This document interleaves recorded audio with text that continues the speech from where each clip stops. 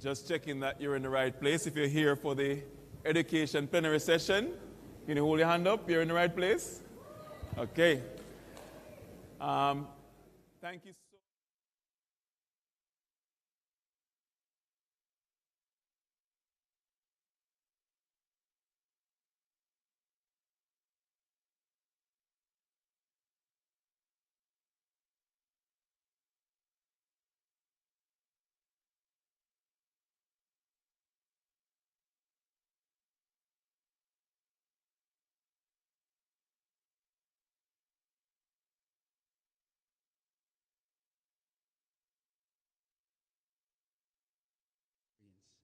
Thank you. In a globalized world where nations must empower their people to become innovative citizens, Jamaica is ready to set the trend, transforming education for national development. Led by the Ministry of Education and Youth, the mission is for a brighter tomorrow. The 2021 Patterson Report made it clear, we need to ensure better quality education throughout all levels of the system. While the ministry will lead the charge, we need all stakeholders to get into position to help Jamaica become a more globally competitive nation. Students, educators, parents, civil society, business people, media and communities. Jamaicans across all sectors can play a role. The journey to a brighter tomorrow starts now. Deliberate action is being taken on 7 strategic priorities up to 2030. 7 pillars of change to transform education. Better governance for better outcomes. Efficient spending and enhanced strategic focus. Improved and equitable access to quality early childhood education. Improved quality of teaching and curriculum delivery. A higher education sector that is coherent, equitable and well-resourced. Developing critical thinking, lifelong learners who are creative, innovative and productive, contributing to the country's sustainable development. Technical, vocational education and training built into the secondary level to support the development of entrepreneurial skills. World-class facilities and infrastructure in a technology-enabled sector and increased access at all levels of the system to equitable and sustainable funding. These are the 7 keys to unlocking our next level of exceptional learners and critical thinkers. With a lifelong desire to learn, Jamaica's youth have the power to not only elevate their own standard of living, but also to enhance the well-being of all Jamaica. As we push forward with Trend, we will create educational systems of success, assigning the best people to manage the process. Give more attention to early childhood education so we can stimulate excellent learner performance from the start. Empower our educators to create learning experiences that transform minds and lives for greater impact. Build an aligned network of tertiary learning institutions focused on delivering accreditations that strengthen the impact of our tertiary graduates. Provide physical and technological learning spaces that deliver equitable access and resources to all types of learners, and optimize educational budgets and resources to guarantee greater results from early childhood to tertiary level learning. So that Jamaica may under God increase in beauty, fellowship, and prosperity, and play her part in advancing the welfare of the whole human race. Let's trend so Jamaica will continue to be prosperous and more globally competitive. Trend, transforming education for national development, changing minds, changing lives for a brighter tomorrow. Hi, I'm Latoya Harris, Executive Director for the National Education Trust. The National Education Trust is a charitable organization in Jamaica operating under the Ministry of Education and Youth. And since inception in 2010, we've processed donations, secured grants, and assisted over 1,000 schools across the length and breadth of Jamaica.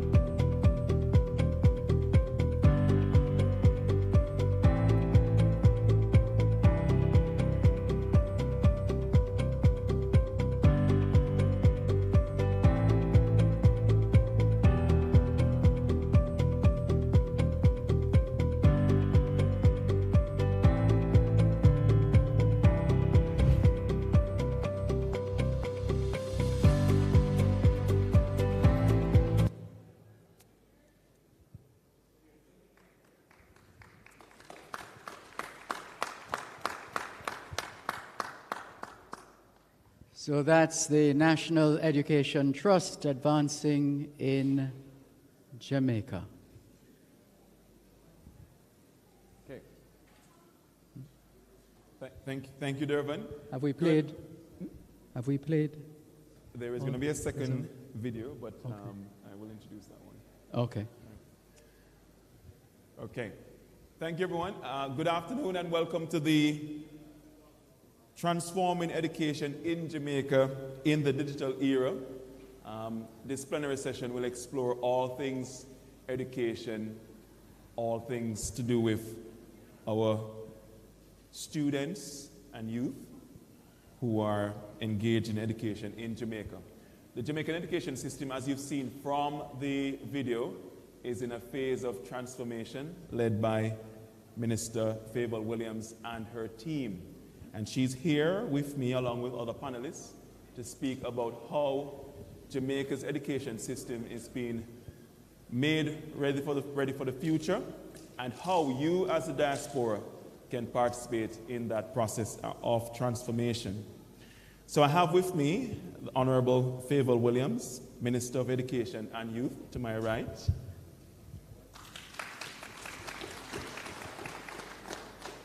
And next to her we have Mr.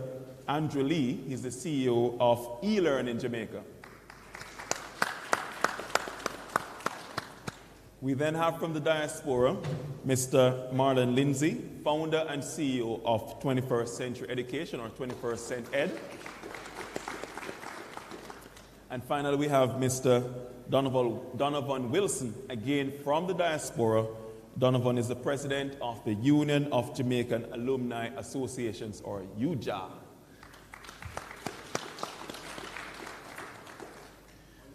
So to kick us off, we're going to have a very brief presentation by Mr. Marlon Lindsay. He will be launching the virtual STEM Academy in Jamaica.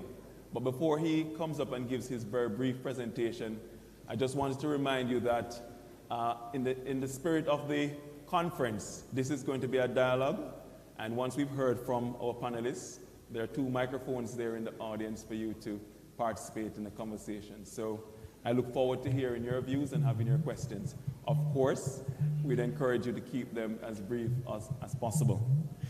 Okay, so help me to welcome Mr. Marlon Lindsay. I believe you'll have a video first. So we'll have a video first, and then Marlon will speak about the virtual STEM Academy in Jamaica.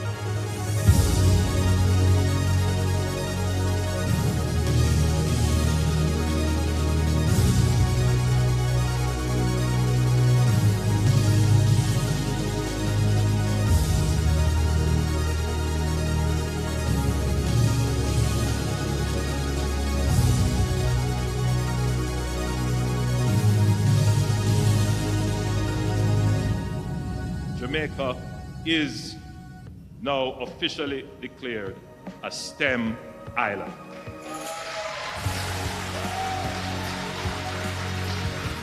By embracing STEM as a national priority, Jamaica will unlock its full potential, driving prosperity, peace, and productivity in a sustainable and equitable way for all Jamaicans. Thank you. I wanted to start with that video, just in case you missed it. Being from the diaspora, I hear it, there are a lot of critics.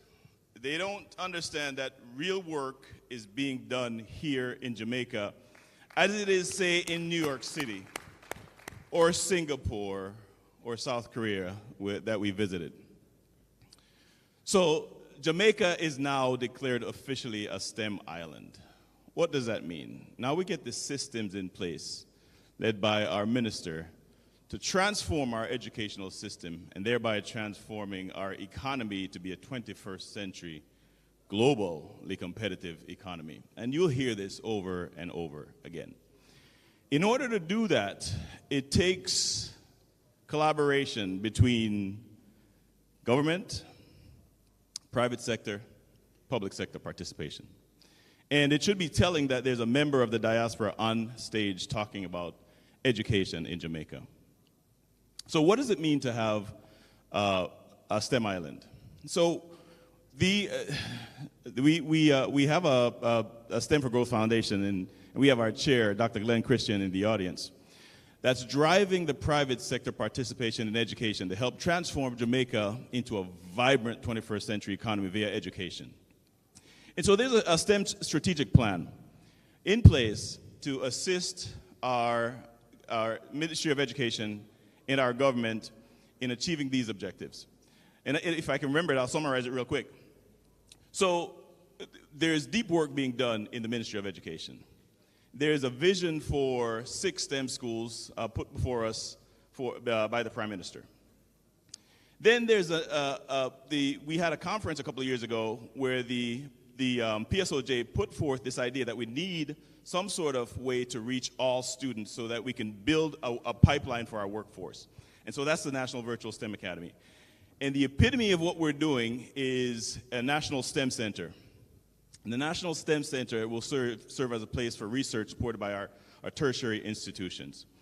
And so that's the vision for infusing STEM into our educational system and thereby our economy. And so real quick, what is a national, why is it so crucial to have a National Virtual STEM Academy? It is the only way to quickly democratize STEM for all students. See, STEM historically has been positioned as a high-performing opportunity for our smartest students.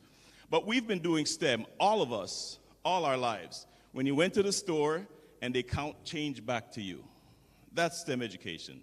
When you work with each other and you talk about, I remember in classroom, how long does it take a train to leave from Spanish Town, right, and get to Montego Bay? We've been doing STEM all of our lives.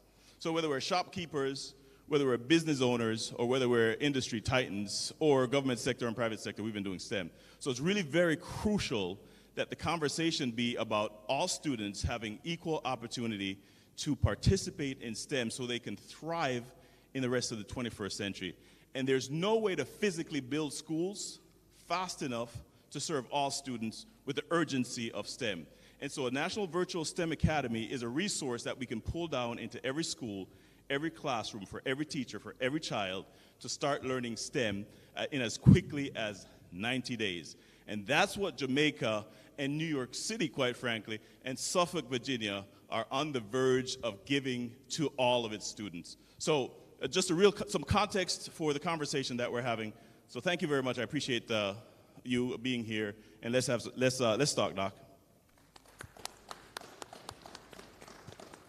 Thank you so much, Marlon. So let's get into it. In my enthusiasm to start the session, I forgot to introduce myself. So I'm Dr. Kevin Brown, president of the University of Technology, but I keep saying that I'm also the newest returnee, having only been back from the diaspora for the last 8 months, having lived in the UK for 23 years. So it's good to be back and good to be supporting our nation's development. I want to start with our minister. Minister Williams, some members of the audience may have heard of the Orlando Patterson report. It's one of several reports we've had over the years. It is the latest one that has assessed the Jamaican education system. Could you give us some highlights from the reports in terms of the major challenges that were picked up by Professor Patterson, and what are some of the recommendations that the government has now prioritized to enact? All right, thank you so much. Good afternoon, everyone. Before I begin to answer that question, let me acknowledge in the room our Permanent Secretary, Dr. Kassan Troop, and yes, please stand. Our Permanent Secretary is the equivalent of the Chief Executive Officer in a company in terms of executing on a day-by-day basis, all the activities of the ministry. I know that we have here as well one of our regional directors, Dr. Pinnock, stand and be recognized. And beside her is Mr. Pinnock, but he is the principal of the MICO University Teachers College here this morning. I know we have many distinguished ladies and gentlemen, but let me just actually acknowledge my husband in the room as well. He's here to provide his support, Leo Williams. And I know we have teachers, and you saw many of our students this morning. So the Orlando Patterson-led report that came back to the Prime Minister was as a result of the Prime Minister commissioning Professor Patterson to pull together from across a wide cross-section of Jamaica, various stakeholders to come together to do an in-depth look at the education sector in Jamaica and to come back with recommendations as to what we can do to accelerate the pace of educational outcomes. How can we get significantly better educational outcomes from the sector?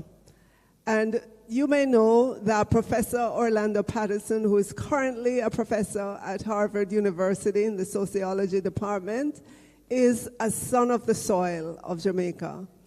And this report came back to us, a very thick report, 365 recommendations, and those recommendations were captured in the video that you saw earlier on. What we've done is we've taken them, we have organized them in terms of the 7 pillars, which speaks to governance, the early childhood sector, teacher training, curriculum, TVET, infrastructure, and technology, speaks to tertiary education, and the financing of education in Jamaica. So we've organized this under the banner of TREND, Transforming Education for National Development. And it's a way for us to grab the attention of Jamaicans, to say to the Jamaicans, this is what we are about, this is what we have to do to transform education in Jamaica so that every child who's in Jamaica has access to the same quality education regardless of where they live in Jamaica. We have prioritized over the last 2 years infrastructure and technology, and with good reason. You heard Marlon talk about us being a STEM island. It was actually declared by the Prime Minister and what we need to do. So infrastructure and technology. Many of you from the diaspora, you visited our schools, and I'm sure you're not satisfied with the physical infrastructure of our schools that you see. And so we have to accelerate the physical development of our schools so that our children, our teachers, our administrators are working and learning in comfortable environments, because that impacts your learning as well. But even while we're doing that, we have to ensure that all our children across Jamaica and our teachers have access to technology. And so, over the last 2 years, coming out of the pandemic, we held on to the gains that we had in the pandemic to technology, because as you know, Jamaica was able to transition, to pivot into the virtual space during the pandemic, and all of our students, or approximately all of them, were able to remain connected to the education system.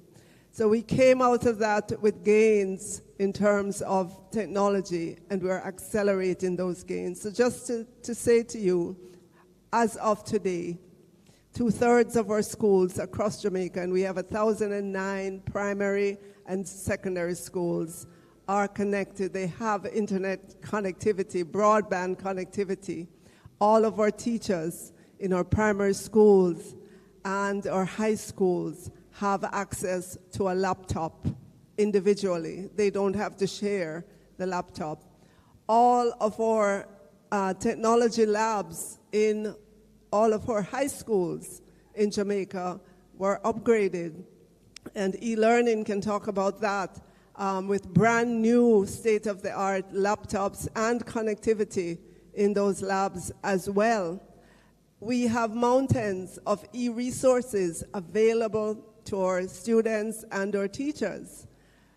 The issue now is to just get the adoption, get them to use more fully all that is available to them.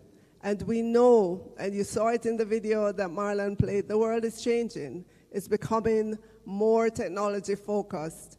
And so we have to ensure that every single one of our students become adept at using the technology, while at the same time protecting them from that part of the internet that they should not access.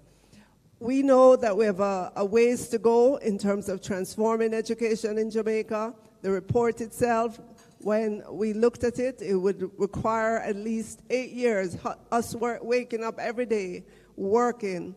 It's going to take at least 8 years to begin to see the significant transformation that we're hoping for. On the infrastructure side, it is going to take longer because, remember I told you we have 1,009 primary and secondary schools in Jamaica, and it takes time to build physically, it takes time to upgrade. So, but we are prepared for that, we're organized for that, and the good news is we have the budget behind us to be able to do that transformation. At the end of the day, we want 100% of our students to be achieving, to be excelling in whatever field it is that they choose. And that is what the education system is programmed to do now. And I can tell you that lots of enthusiasm, lots of focus on education in Jamaica, and we ensure that we are telling Jamaicans as well about all the things that we're doing and listen their support, because parents are an important stakeholder in education. Without them, we cannot hope to go far. Thank you, Dr. Brown. Thank you, Minister. So, Minister, you've helped me to move nicely on to e-learning. Let's just do a little poll, Andrew. How many of you in the audience have heard of e-learning before? E-learning, hands up. Okay, it's not too bad, Andrew, not too bad, but I'll still ask you to just tell us more about what is e-learning and what's your mission? Okay, thank you very much, Dr. Brown. Good morning, everyone. I think Minister Williams spoke quite a bit of what we do at e-learning. But if you want to remember e-learning by one word, we are the implementers of technology in schools. And when we talk about schools, we're talking about the full gamut from our infant, primary, secondary schools, of course, community colleges, and our teachers' colleges. And I saw Dr. Brown look across because I think he's also want me to mention UTech as well. And of course, that's work in progress, Dr. Brown, so we'll have those conversations. But essentially, our role is really to infuse technology in the public education system. Our schools in the 21st century require infrastructure, digital infrastructure that will enable our students to become the innovators that we want them to be creative. But without the technology, we can't do that. So just to put things in perspective in terms of what we've done in the last 2 years, Minister, you'll recall, and Minister has mentioned this several times, all our high schools have been outfitted or re-outfitted with technology, modern technology in terms of laptops, tablets, and now we're moving to interactive panels so that our students and our teachers can be more engaged in terms of the interaction that they have in a classroom setting. We have focused last year on the high school. This year, Minister, funding has been allocated to provide devices, laptops for our primary schools. So we're focusing this fiscal on our primary schools. It will be a 2-year program because we don't have all the funding to do it all in 1 year. And in fact, in 1 year, it would be a bit much because we have over 800 primary schools and we have to go through the procurement process. So we're in the process now, and we'll come to Cabinet shortly, Minister, requesting approval for the procurement of laptops for our primary schools. And in fact, interactive panels, we have started that process, and our teachers, our students have been extremely receptive to that. So, but beyond the technology, beyond the hardware that we provide, we're also involved in capacity building. So e-learning has been engaging our teachers primarily in 3 areas. On the matter of cybersecurity is extremely important because as we roll out technology in our schools, we have to focus on ensuring that the environment is secure. And of course, the protection of our data and our students' data is extremely important. So to date, we have exposed over 1,000 teachers to the basics of data protection. So cybersecurity, data protection, and of course, artificial intelligence. So we've been collaborating with the universities to engage our teachers and to have them come up to speed with AI and how AI can increase their productivity. Thank you. Thank you. All right. So I hope that shows you that this is not a transformation, a theoretical. We actually have an implementation body, and we have the data to show that the schools are indeed being upgraded. So I am going to move now to Donovan, then I'll come back to Marlon. So Donovan, in terms of diaspora participation, right, and partnership, UJA, of course, has played a role.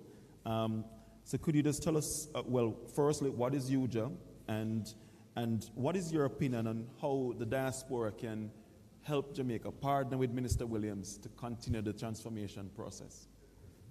All right. Thank you, Dr. Brown. You know, ladies and gentlemen, first let me wish you a pleasant good afternoon and thank you for sticking with us, right? But let me ask this. Can I just see by a quick show of hands those who attended school in Jamaica? And I ask that question because that automatically makes you a part of the alumni community. And so, years ago, the then Consul General to New York found that almost every weekend he was being invited to speak at a function for some alumni group or the other. And that's because when Jamaicans migrate, whether it's to the US or to some other country, their hearts are still here and they want to help their school in some way. So invariably, they form some sort of an alumni group.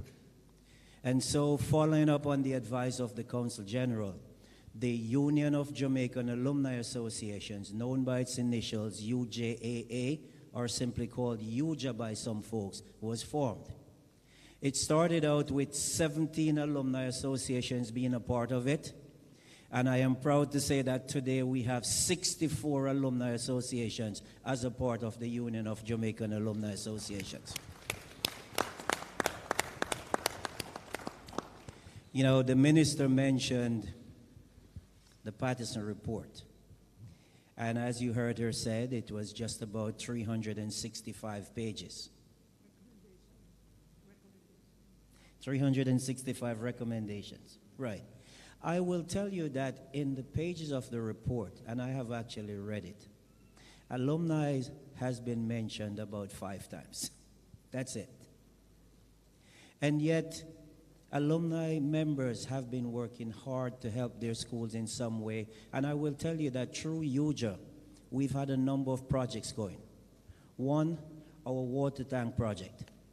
Some people say, how comes we're the land of wood and water, and yet there's a shortage of water in some communities? Well, if you're in close touch with your community, you can understand that. And I can tell you that over the last 10 years or more, UJA has donated over 500 water tanks to various schools. And in fact, just since last October, we have donated 40 water tanks to schools, with another 20 to make a total of 60 scheduled before this September.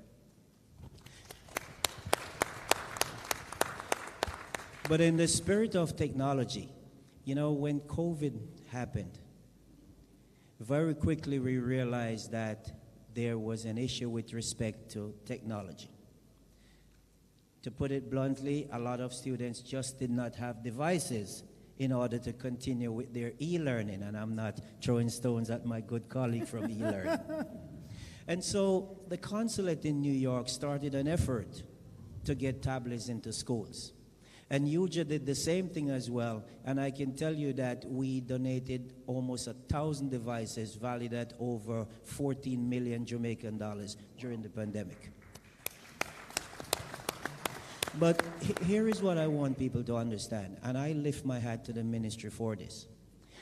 I think the government realized early on that people were basically just given devices. And so that created another problem, because now you're getting devices from all over. You're getting all styles, all brands, all, specs. And so the ministry got to a point where, working with the NET, they actually issued a spec sheet to say, if you're going to send devices to Jamaica, these are the minimum acceptable specs. And within UJA, we heard some people who were concerned. They're like, but I want to give a device, and they're saying it doesn't meet the specifications. But I ask you to think for a minute. If that device breaks, who takes care of it?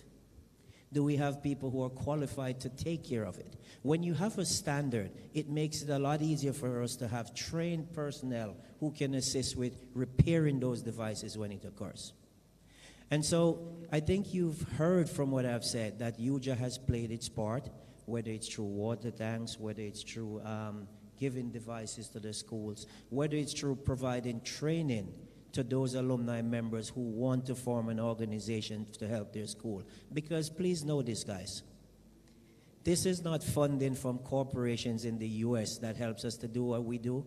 It's funding from Jamaicans who want to give back to their schools. Because I can tell you, a lot of times when we reach out to organizations, the minute they hear that we're looking funds to send back to Jamaica and not doing something in the U.S., the amount of funding that you get starts drying up a little bit, because their belief is that it should be used in the U.S. And so our alumni members have come together, working through UJA, working with the ministry, working through NET to help in whatever way we can.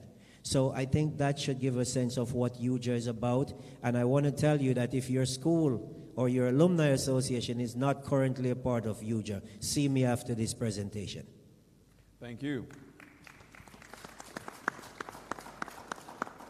Okay, so we're going to hear from Marlon, but can I start encouraging you to head to the microphone if you have a question or a brief comment? So Marlon, Donovan sort of laid out how the Diaspora Alumni Associations have been giving back. But your partnership with the Ministry of Education is slightly different, because you are very focused on STEM and you're giving back in a slightly different way. Tell us more about that.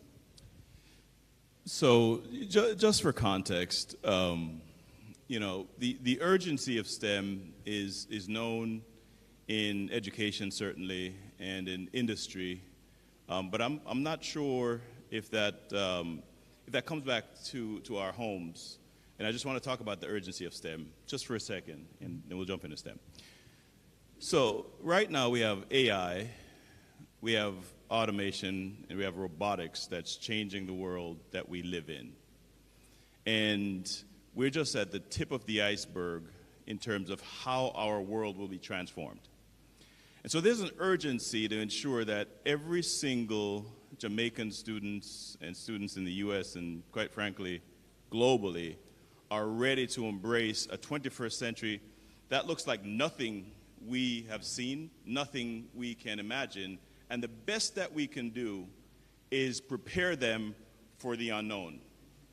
And in order to prepare them for the unknown, we talk about STEM, but the foundation of STEM as we talk about it is what we call in education the 4 C's, and at 21st Century Ed we tack on the 2 P's. We must make sure our students can critically think, collaborate, work with each other, communicate, talk about their ideas, and then create the processes, the systems that will shepherd them through. And then 2 more we throw on top of it is problem finding and problem solving. If we can do that for our children, then we give them lifelong skills to deal with whatever comes their way. But today, the conversation is about the urgency of STEM. And it's very, very important that we think about that from our living rooms to our classrooms. So our work is around that, working with the Ministry of Education here in Jamaica, where, quite frankly, the Ministry of Education is one of our largest clients next to New York City and others in the United States. So from a diaspora standpoint, there's economies of scale here in Jamaica. Jamaica is a vibrant economy and needs product and services just like anywhere else. So I want to plug the Diaspora Conference for bringing us together so that we can exchange not just ideas, but create business opportunities. Now, beyond just the partnership that we have with the Ministry of Education, I have a personal commitment to contributing my knowledge, what I have access to, back to Jamaica. Not in a sort of a ceremonial way, but in a profound way that says a part of what I earn will come back to the land that I love. And I really want to think about that because, when we talk about giving back to Jamaica, and we just heard about, giving computers that don't meet certain specs, we should really think about how to give back to Jamaica, right? So we can give back to Jamaica, I think, in 1 of 3 ways. We could find some stuff that's left over, and we can send it back, all right? And that's okay if it meets a certain standards. Or we can decide that we have a specific portion of our income to give back to Jamaica. So we're talking about philanthropy. Right?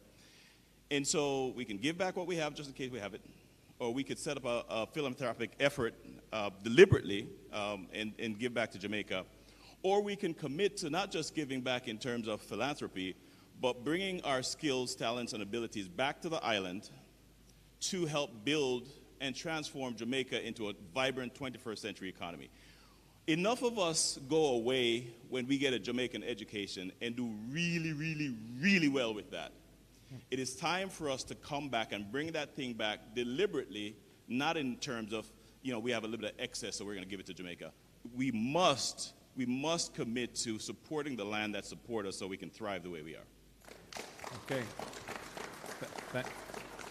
Thank you, Marlon. Okay, so let's go to the audience, and I can see we have some 2 long queues. So can I just encourage you to keep it as brief as possible, and the same to my panelists, brief responses so that we can get through as many as possible. I'm going to start on my left, which would be your right in the audience. So young lady in the green. Thank you. Good afternoon. Minister, thank you for the great work you're doing, and everyone here on the panel. Thank you so much for what you do. My name is Sandra Christie Brown. I am a diasporan out of South Florida, also a past student of Marvelly Primary School. And I'm here to tell you that the children here in Jamaica need our diasporans to step up more. And I was reading on the thread, and folks were asking, how can you help? How can you help? And I heard someone mention about the high school alumni. Well, I left here at primary school level, so I went back to my primary school. And last year, I must say, we have placed a wellness center there in Marvelly, the first wellness center on the island for the students. And what we did, we collaborate with other NGOs like People Profile and so forth and so on. I also started a shoe locker. When I got to the school and the condition that the children's shoes were in, I wasn't pleased at all, because I myself, who grew up in Jamaica, and sometimes had to go to school without no shoes, and how was my self-esteem? Very low. So I sent my daughter back to Jamaica for early education. My daughter is now a professor at Yale University, and she's the executive director for the Consumer Health Informatics Lab at Yale University. I just got back from Ireland, Limerick, Ireland, a week ago, where she was presented an international award in inclusion and diversity. She proudly wore her Jamaican lapel pin to represent Jamaica. So I would ask my diaspora, and you said, how can you give back? You can start with your primary schools by investing in a child, by just sending a pair of shoes to a child, or even help out with the breakfast program. So I would love for us to focus on the primary children also, and I hope to see many more wellness centers in the school here in Jamaica. Thank you again for what you do. Thank you. All right. The Minister wants to respond. Oh, well, not necessarily a response, just to say thank you, and all other diaspora members. We know that you do a lot for schools in Jamaica, and sometimes we hear about it, other times you just go and you just do. So we want you to know that we publicly thank you. But I want to take the opportunity to introduce the National Education Trust. They did a video just now, but just in case you missed it, the National Education Trust is an entity in the Ministry of Education and Youth. Ms. Latoya Garty is here. She is the Chief Executive Officer there. There is a division at the National Education Trust that helps to shepherd diasporans or anyone else who wants to give to education. A lot of times, I know many of you pack up big container trucks with stuff, and then you get to Jamaica, you get to customs, and your head hurts you in terms of how much they are charging you, all kinds of charges. But then you call us, and it's a little too late. So we want to encourage you to get to know the National Education Trust. They do have a website, they have contact information, they have emails, and I can tell you from the persons who have used them, they have good testimonies because the National Education Trust takes the hassle out of bringing things to Jamaica for our schools. So I want to encourage that. Thank you. Thank Dr. you, Brown, Minister. can I just respond to the lady? Oh, sorry. Yes, go ahead. Okay. Good afternoon. My name is Winklet Gallimore. I am a lecturer at the University of West Indies, Mona campus, in the Faculty of Science and Technology. My question is to Minister Williams regarding the fact that there are several scholarships that we know are being offered to other institutions as is in the STEM area. And I'm just wondering, when is it that we at the University of West Indies will be getting those amazing STEM scholarships? I see Dr. Pinnock here in the front. Those scholarships were announced by the Minister of Finance and the Public Service to Michael. I know at the time as well he had indicated obviously that he would be looking at the other teachers' colleges as well, including I know UWI and UTech both have teaching faculties there. And over time, it is my belief that those scholarships will expand. Okay, I hope it will be sooner than later, Minister Faber. Thank you. Go ahead. Hi, good afternoon, everybody. Thank you so much for this discussion. My name is Samaya Miller, and I'm here with the Global Jamaica... We're not hearing you, sorry. Oh, sorry. I'm here with the Global Jamaica Diaspora Youth Council. My question is, we are witnessing a gap in the educational attainment as well as success of young Jamaican boys. So I'm wondering, what do you guys believe is the core issue, and what are you going to use with technology and this digital transformation to alleviate these issues that we are seeing? Don't know if you all heard the question. She's asking about the attainment gap between boys and girls in Jamaica. Mm-hmm. So yes, there is a gap between the performance of our girls versus that of our boys. We noticed this beginning in our primary schools all the way through high schools. We have a focus on it. I know our schools are encouraged to put boys in a class by themselves, to engage them that way, because those schools that have done it, they've seen good results because boys together seem to learn better. And in time, they're reintegrated back with the girls. We know that boys learn differently. They respond to teaching differently. And so we're doing that. We're trying to ensure that in our high schools in particular, we have TVET, that's the technical and vocational educational training, available. We know that the hands-on teaching and learning is very good for our boys. We're encouraging our parents, you know, when their sons come home and say, I want to do TVET subjects, not to discourage them, because we know now that TVET, and we've been preaching this, is on the same platform as traditional education. And I'm sure Dr. Brown can tell you the virtues of TVET subjects, you know, as the head champion of UTech. He knows that his students are work ready when they graduate from UTech, and that he can't produce enough of them for industry. So there is a change that's happening in the education system in recognition of the differences in terms of the way our boys and our girls learn. And we accept this, and we have in place, and I'm sure we need more to be put in place to help our boys come up to that same level as the girls.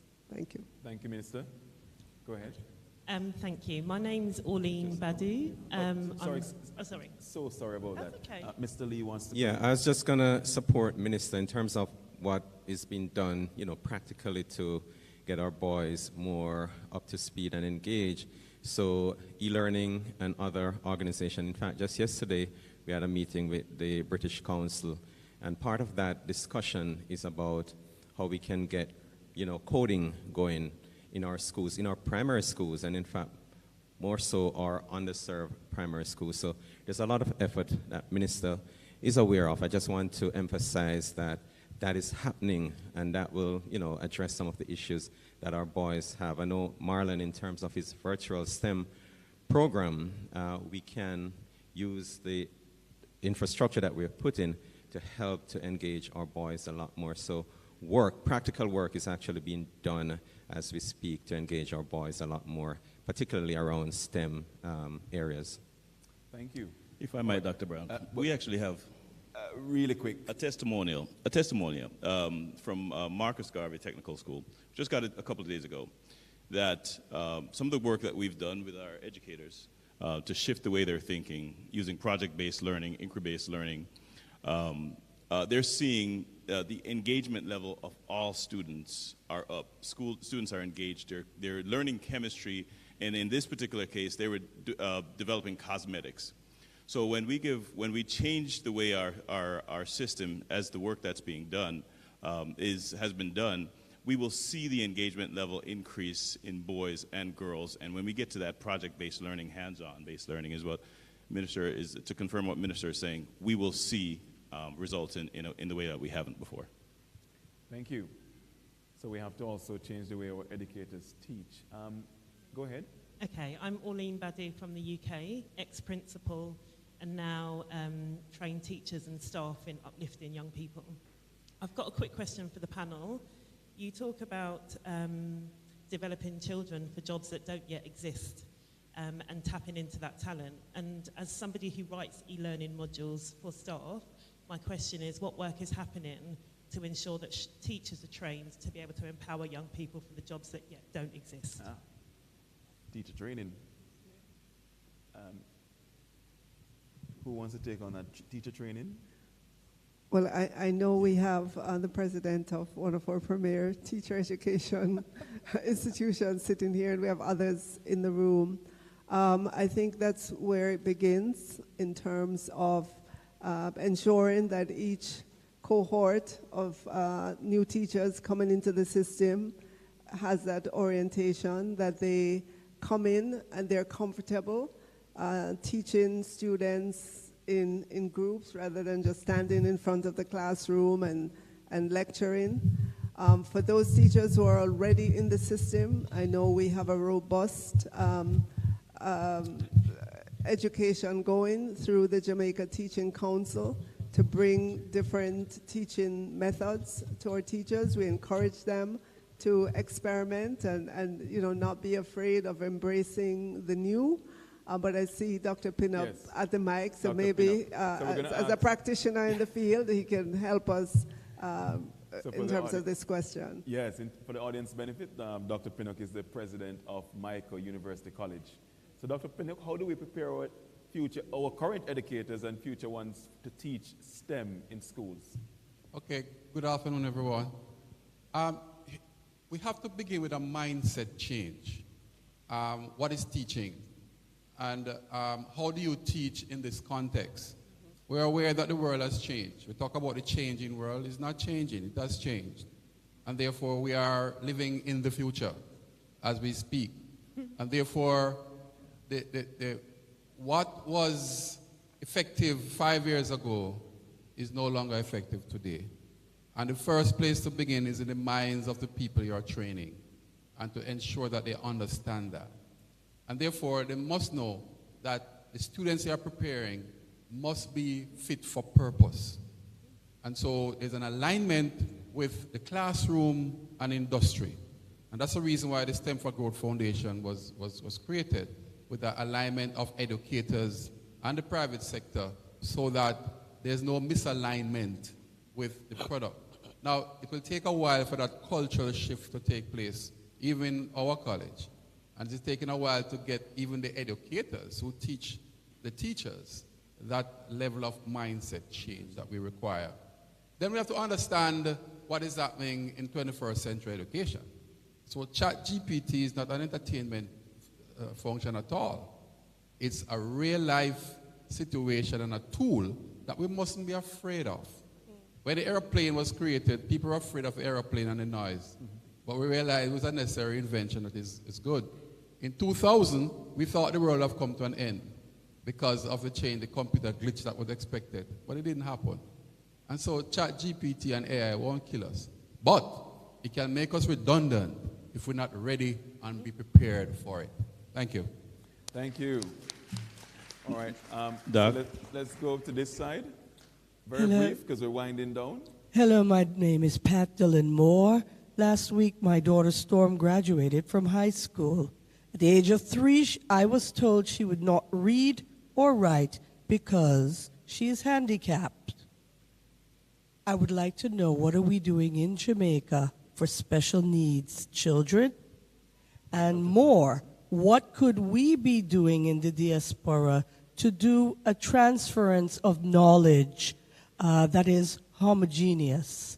Thank you. Great question. Yeah, thank you for that question. I know we are doing a lot at the Ministry of Education and Youth.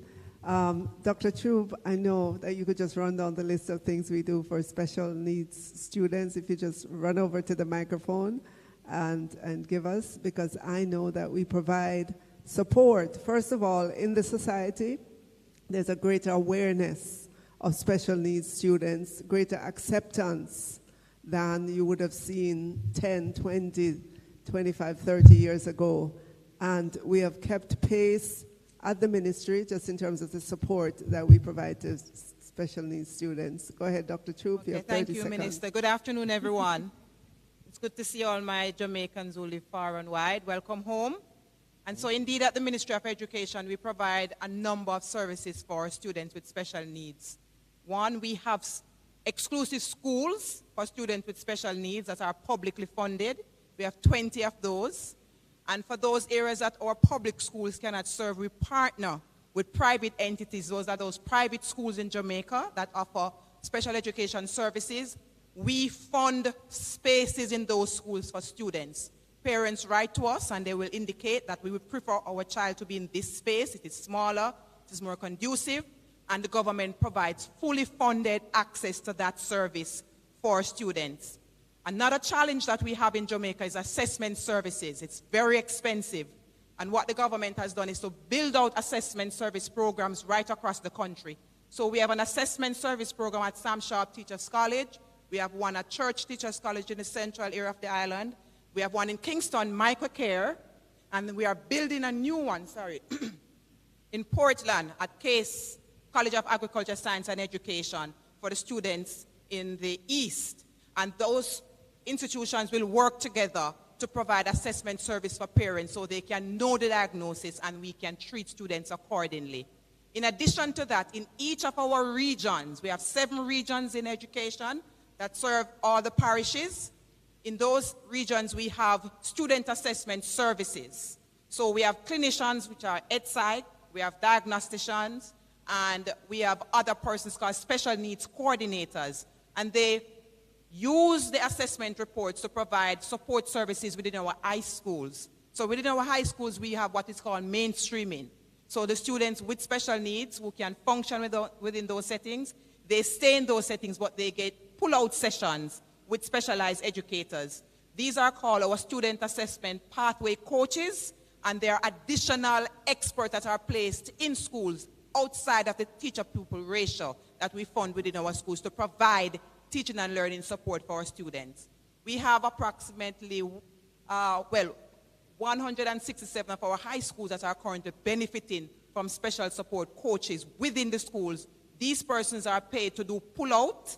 They will pull these students out and deal with them in exclusive setting. They will train teachers. They will co-teach as well and co-plan with the teachers within our schools for special needs. So it may not be enough. I think, Minister, the demand now is for speech therapy and occupational therapy. That's an expensive service, and that's something that we are researching to see how we can expand to provide support for our parents. But I'm calling on the diaspora, if you have an area, a training in that area, or anybody that you know can help us, we are prepared to work with you to provide that area of support. It's a very expensive support area for our parents, but there is a need for that, and we'd love to be able to expand our resources in that area for our students with special needs. Thank you. Thank you so much.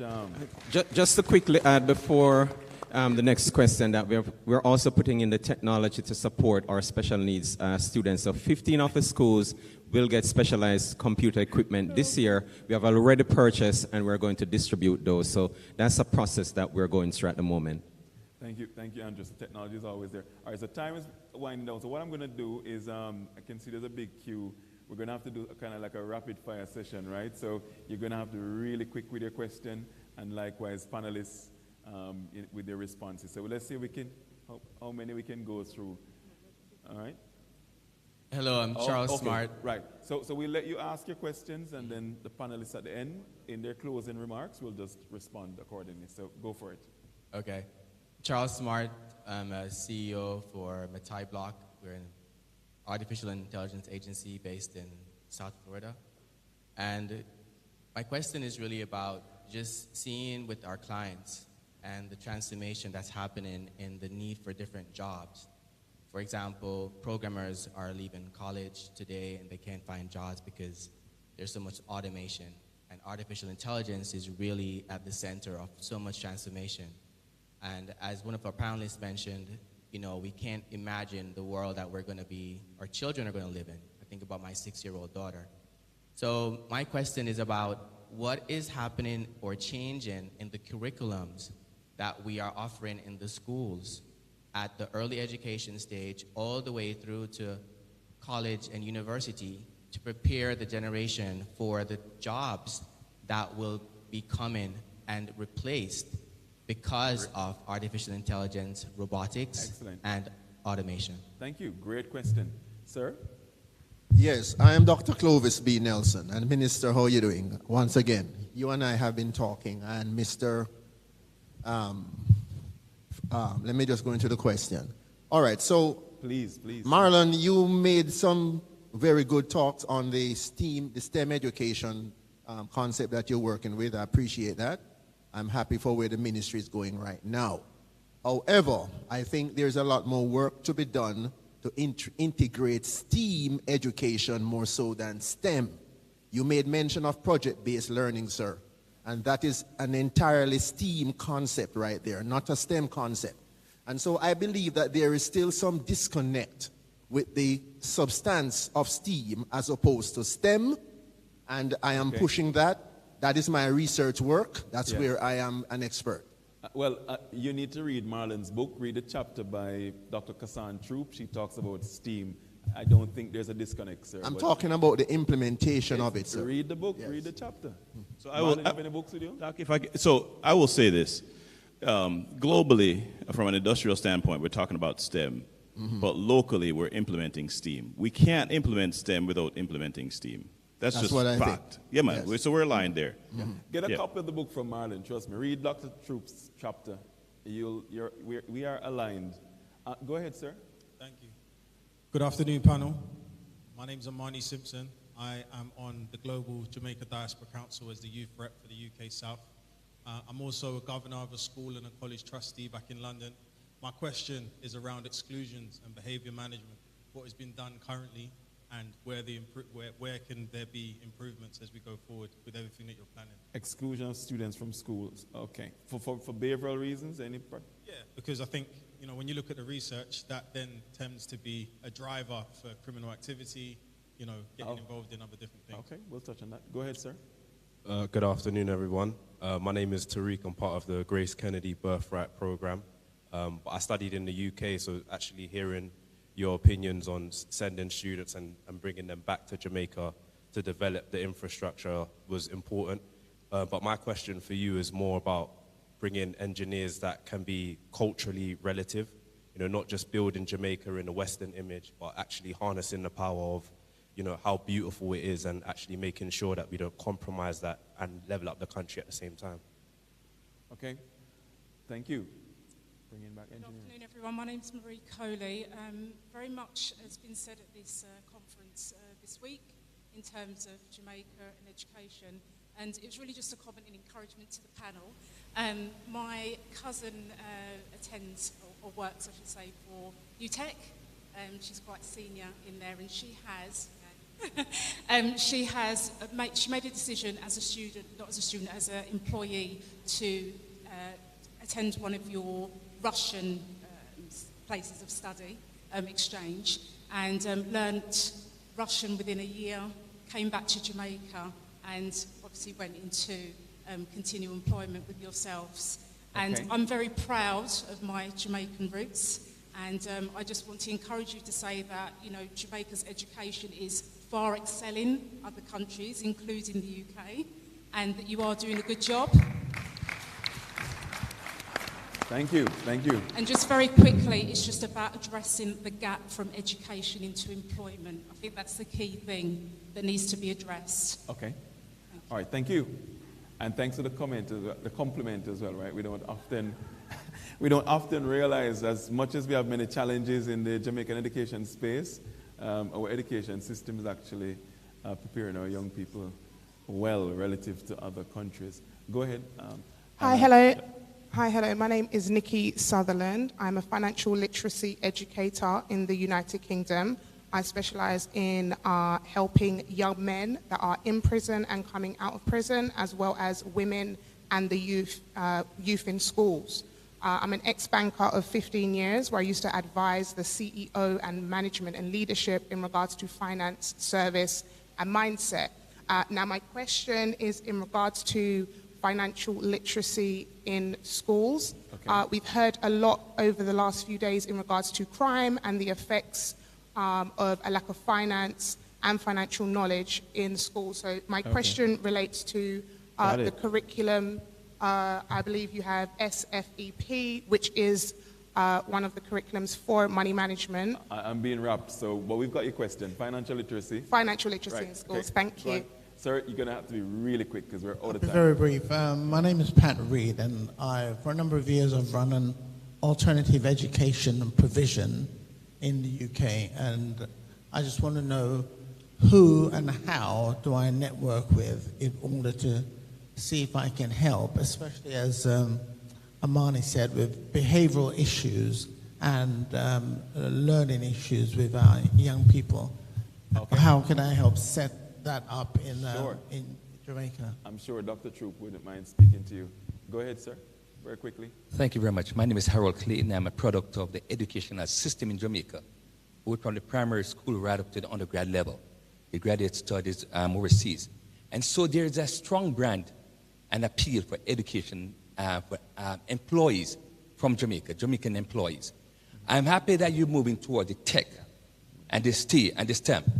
What is being put in place to tap into a pipeline of talent within the tech area that's not only looking at local employers, but also global employers? I know I can speak specifically of Microsoft. That is quite a few Jamaicans working at Microsoft looking at creating a talent pipeline, tech pipeline. But we need to pull all our tertiary institutions together to ensure that we have the talent that when these major entities come to Jamaica, or not only come to Jamaica, they can see Jamaica as an area to get our talent. Thank you. No, we're really out of time. So what I'm going to suggest, because Minister is here after the session, right? And her team, where is your team, Minister? We know Dr. Troop. Who else can they speak to? Dr. Pinnock is here. So we may not be able to, well, actually we won't have time to respond to all the questions, but after the session is closed, please find any of these individuals, including Minister, very approachable, very personable, and I'm sure she'll be happy. To speak to you as well. So I can't deny a young person. So unfortunately, she's going to be the last question from the floor in orange there. You need to pull down the mic. Good evening, everyone. My name is Khadija Baker. I am the Deputy Youth Mayor of St. James and previously Sign Language President of the Montego Bay High School for Girls. And my question is, how does the Virtual STEM Academy plan to integrate sign language into its curriculum and digital learning to ensure that the hearing impaired... Well, I'm glad I took that question. I'm being wrapped heavily, but I'm glad I took that question. But he won't be able to answer it because we're out of time. So I'm going to give the last 9 seconds to Minister. And then ask you all, please, to catch up with everyone who's here. Is going to be around after the session, but because we're on the live stream, we have to disclose.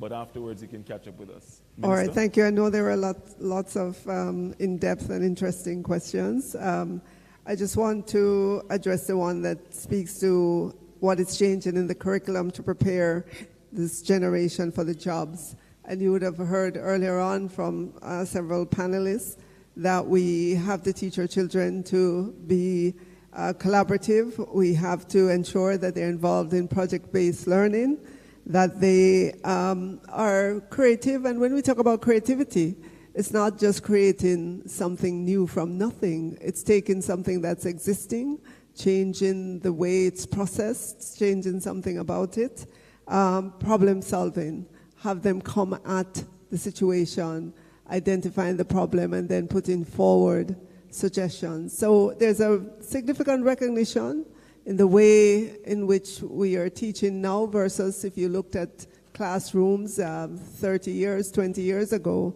you'd see a difference in what is being done. Thank you all for your questions, and I know I didn't answer everything, but I'm here, and if you can just connect with me, we can give you some further in-depth information about education here in Jamaica. Thank you so much, Minister. Thank you. So, don't move yet. Just to quickly inform you that we're now going to go into lunch, which is sponsored by PICA, and that will probably be for about an hour. And then afterwards, we have 3 concurrent sessions. One of them actually is on education. It's called Revolutionizing Education in Jamaica from Early Childhood to Tertiary. It will be moderated by Dr. Pinnock. So for those of you who didn't get your questions answered, you have a second chance at this plenary session, well, the concurrent session in C4 this afternoon, straight after lunch. There'll be 2 other sessions as well. Heart NSTA has its own session as well after lunch.